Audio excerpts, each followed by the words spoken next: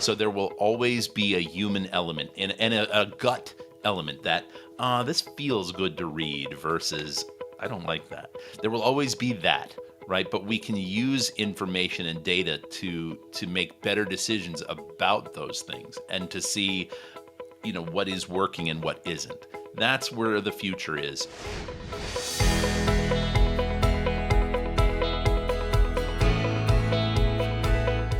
I started my communications career from a marketing angle. I was doing marketing, and that my company Adaptivist needed someone that was going to help structure communications internally a little more, with a little more rigor around it, with a little more focus. And I decided to take that leap. It was a different thing than marketing to the public. It was something that I hadn't really done, and I felt like it was a great opportunity to face a new challenge and learn new things. That's what brought me into communications.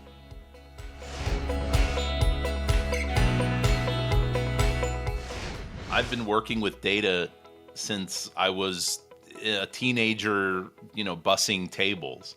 I would think about how quick tables were turning over and how many plates there were and how long that would take me to clean the table off. So I've always been a little bent towards information for decision making and behavior, right? That was always sort of my thing. So yeah, that I've been working with data forever. As I grew into my other careers, to my more adult professional careers, data was still useful. So I spent a lot of time as a graphic designer before I went into marketing. And graphic design, even though it does have its own artistic bend, definitely you need information about where a person's looking, what they're looking for, etc. So I would use data even then to determine layout and information distribution.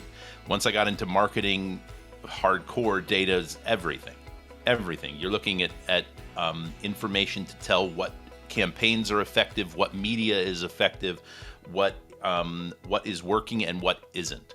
And I've brought that into the communication sphere. What's working, what's registering, what's landing, and what is going right over people's heads, right? And where people are connecting. That's one of my most important data points, actually, is where the audience is.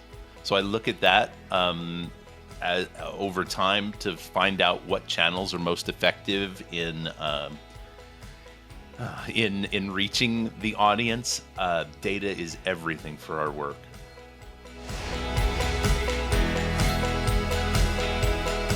I have a great team of digital marketers that helps redistribute ad spend and such, depending on what numbers are looking for. We adjust our campaigns based on information. As far as my day-to-day, I look at numbers before almost every meeting. I look at what is happening in my world, where things need more attention and where they don't. And this is, of course, data and reporting can only tell you what happened because it's a rear-looking thing. It won't tell you why.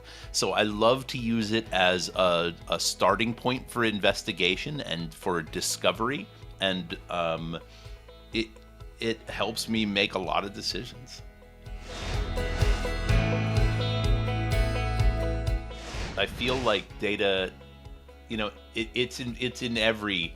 You can't, there are occasionally challenges that you come across that you can decide on an instinct, right? That you can look at and you can go, yeah, I should do this, right? A sense and respond sort of activity. But that's rare, especially when there is budget invested. You want to make sure that you're doing the right thing by the numbers, and making sure that your spend is as efficient as possible.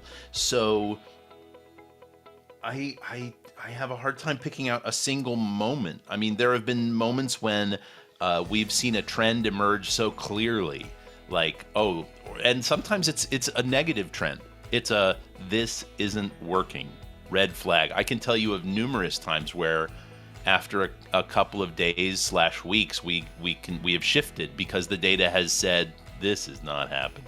Nothing's happening here. And we've tweaked it a time or two and we've pushed it out and it's like nothing is still happening. Abandon ship. And not really, but we change tactics based on that information. So it's hard for me to pull out a specific moment, but in my career it has been a defining trend. It is the information that we look to make our decisions. I like knowing where people are spending their time on a page, where they're looking, where their eyes are actually going, because I'm a big fan of the arts, and so I feel I want to make sure that interesting art, interesting design, interesting page layout is working and is catching people's eyes and is wowing them and giving them a little bit of a joy. It sparks a little bit of joy when you're looking. So I look to page usage analytics quite a bit. I do like to stay on top of trends as far as time on page is like extremely important to me, because if you jump onto one of our blogs or one of our product information pages and you're only there for a few seconds, we haven't done our job. We haven't. Our purpose is to grab you and make the information just a little bit stickier. So I like to see time on page going up. I like to see visits going up. Yeah, those are my favorite things to look at for sure. We use Hotjar quite a bit. We use HubSpot Analytics, Google Analytics.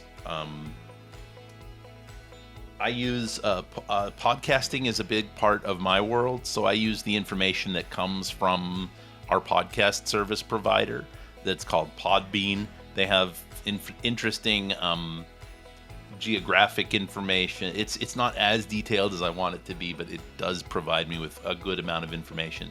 But as far as our website goes and even our internal communications, which is where most of my focus is these days, Google Analytics is big. We have some analytics plugged into the back end of the Atlassian tools, and we use those quite a bit to kind of see for internal communications purposes who's engaging with pages on our intranet, with blogs on our intranet. I look at that information fairly routinely.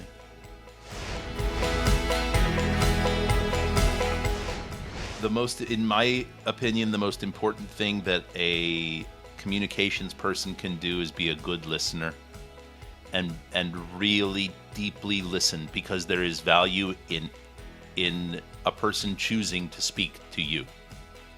A communications person is entrusted with speaking to everyone. But when someone is coming to you, you have got to put your agenda aside. You have to put your work aside, and you have to give that person your full headspace, because they are sharing something with you that is valuable.